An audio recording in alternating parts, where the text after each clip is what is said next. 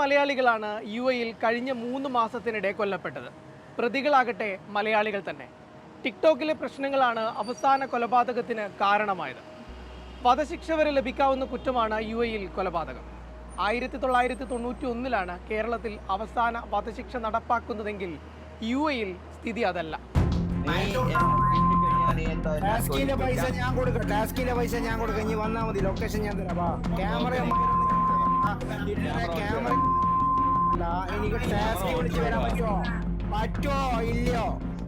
പതിറ്റാണ്ടുകളായി ഈ അറബി നാടും മലയാളികളും തമ്മിൽ അഭേദ്യമായൊരു ബന്ധമുണ്ട്. വിയർപ്പും സ്വപ്നങ്ങളും കൊണ്ട് ഈ മരുഭൂമിയിൽ പൂന്തോട്ടം തീർത്തവരാണ് നമ്മൾ.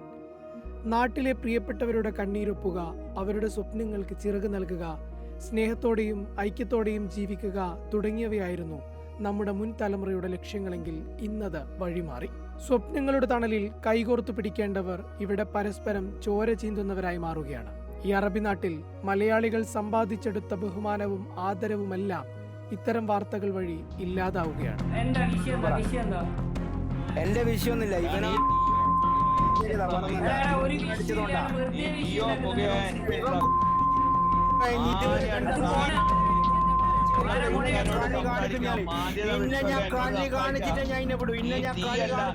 ടിക്ടോക്കിലെ ഈ തർക്കമാണ് ഷാർജയിൽ കണ്ണൂർ സ്വദേശി ഇസ്മായിലിന്റെ കൊലപാതകത്തിലേക്ക് നയിച്ചത്. ടിക്ടോക്കിലെ പ്രശ്നങ്ങൾ തെറിവിളിയിലേക്കും കൊലവിളിയിലേക്കും വഴിമാറി. കൊലപാതകത്തിൽ കലാശിച്ചതിനാൽ മാത്രമാണ് ഈ ലൈവ് പൊതുജനങ്ങളുടെ ശ്രദ്ധയിലേക്ക് എത്തിയത്. വിദ്വേഷവും വെറുപ്പും തുപ്പുന്ന ഇത്തരത്തിലുള്ള നിരവധി ലൈവുകളും വീഡിയോകളുമാണ് മലയാളികളുടെ ഉൾപ്പെടെ ഫോണുകളിൽ നിന്ന് ടിക്ടോക്കിലേക്കും മറ്റ് സോഷ്യൽ മീഡിയ പ്ലാറ്റ്ഫോമുകളിലേക്കും ദിവസേന ഒഴുകുന്നത്.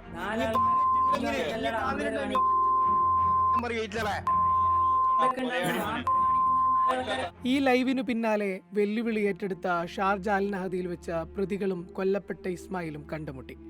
പിന്നാലെ പൊതുസ്ഥലത്ത് ജനങ്ങളുടെ മുന്നിൽ വെച്ച് ഇരുവരും തമ്മിൽ തർക്കമുണ്ടാവുകയും കത്തിക്കുത്തിൽ കലാശിക്കുകയും ചെയ്തു. സംഭവത്തിൽ മുഖ്യപ്രതി ഉൾപ്പെടെയുള്ളവരെ ഷാർജ പോലീസ് കസ്റ്റഡിയിലെടുത്തു. പിന്നീട് അറസ്റ്റ് രേഖപ്പെടുത്തി. ഇസ്മായിൽ പൊന്നനെ കൂടാതെ മറ്റൊരാൾക്കും ആക്രമണത്തിൽ പരിക്കേറ്റുവെന്നും പോലീസ് അറിയിച്ചു. സോഷ്യൽ മീഡിയയിലുണ്ടായ തർക്കമാണ് പിന്നീട് മാരകായുധം ഉപയോഗിച്ചുള്ള ശാരീരിക സംഘർഷങ്ങളിലേക്ക് നയിച്ചതെന്ന് പോലീസിന്റെ അന്വേഷണത്തിൽ വ്യക്തമായി.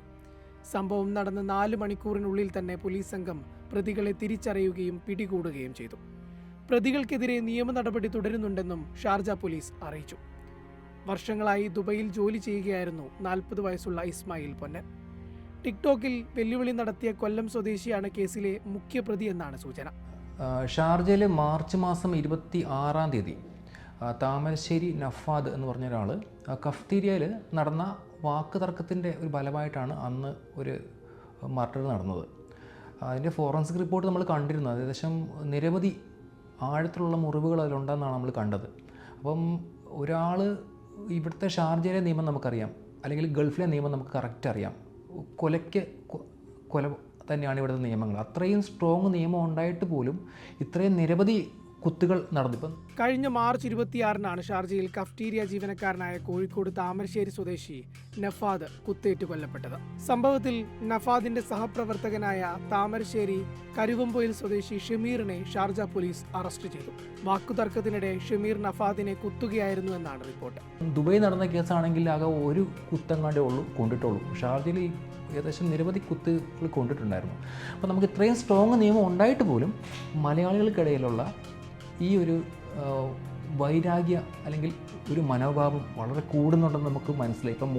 ഇപ്പം ഷാർജയിൽ നടന്ന ടിക്ടോക്ക് കേസ് അതുവരെ നോക്കുമ്പോഴും മലയാളികൾ കണ്ടമാനം ഇതിൽ ഇൻവോൾവ് ആകുന്നുണ്ട്.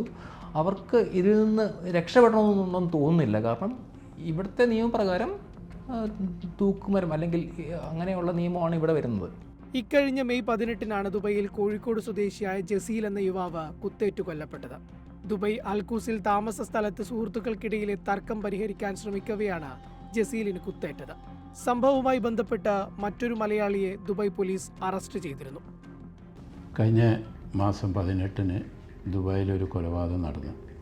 കോഴിക്കോട് സ്വദേശി ജസീൽ. ഇവൻ ജോലി കഴിഞ്ഞിട്ട് റൂമിലേക്ക് വരുന്ന സമയത്ത് ആ റൂമിൽ താമസിക്കുന്ന എൻ്റെ കൂട്ടുകാരന് നെക്സ്റ്റ് ബാക്കിലുള്ള റൂമിൽ ആരോ അടിച്ചെന്ന് പറഞ്ഞ് അത് ചോദ്യം ചെയ്യാൻ വേണ്ടിയിട്ട് ഇവർ പോയി. പക്ഷെ ചോദ്യം ചെയ്യാൻ പോയത് അവരെ റൂമിലുള്ള വേറെ പരിചയമുള്ള ആരോ പറഞ്ഞു ഇങ്ങനെ ഒരു പ്രശ്നം ഉണ്ടാകുമ്പോൾ രമ്യമായിട്ട് തീർത്തൂടെ. ഈ സംസാരത്തിൻ്റെ ഇടയിലാണ് ഈ കൊല്ലമുള്ള ആൾ ഇവനെ കത്തിയോണ്ട് കുത്തുന്നത്. ഇവൻ സത്യത്തിൽ നിരപരാധിയാണ്. അപ്പോൾ അവൻ്റെ കൂടെ ഉള്ളവനാണ് ആദ്യം കുത്തിയപ്പോൾ കൈ തടുത്ത്. അപ്പോൾ അവൻ്റെ കൈക്ക് 8 സ്റ്റിച്ച് ഉണ്ടായിരുന്നു.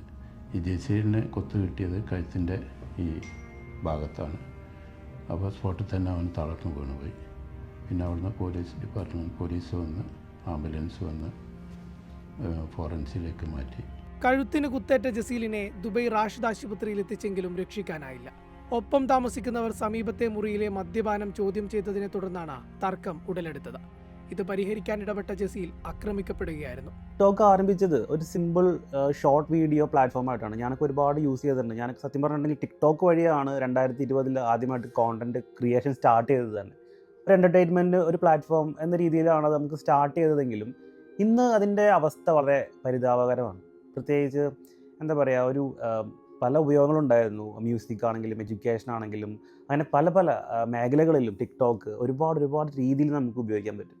പക്ഷേ ഇന്നത്തെ തലമുറയ്ക്ക് അത് സ്വന്തം കഴിവുകൾ ലോകത്തിന് മുന്നിൽ കാണിക്കുന്ന ഒരു പ്ലാറ്റ്ഫോം മാത്രമല്ല, ഒരുപാട് പല മേഖലകളിലേക്ക് ടിക്ടോക്ക് തിരിഞ്ഞിരിക്കുകയാണ്. പ്രത്യേകിച്ച് യുവാക്കൾക്ക് ടാലൻറ്റ് ഡെവലപ്പ് ചെയ്യാനും അത് അവർക്ക് മാക്സിമം ഒരു ഓർഗാനിക് റീച്ച് കിട്ടാനൊക്കെ ടിക്ടോക്ക് എന്ന പ്ലാറ്റ്ഫോം വളരെ യൂസ്ഫുൾ ആണ്. ഇപ്പോൾ ഇൻസ്റ്റാഗ്രാമൊക്കെ കമ്പയർ ചെയ്യുകയാണെങ്കിൽ ഒരു ഓർഗാനിക് റീച്ചിന് വളരെ ഹെൽപ്ഫുൾ ആയിരിക്കും ടിക്ടോക്ക്.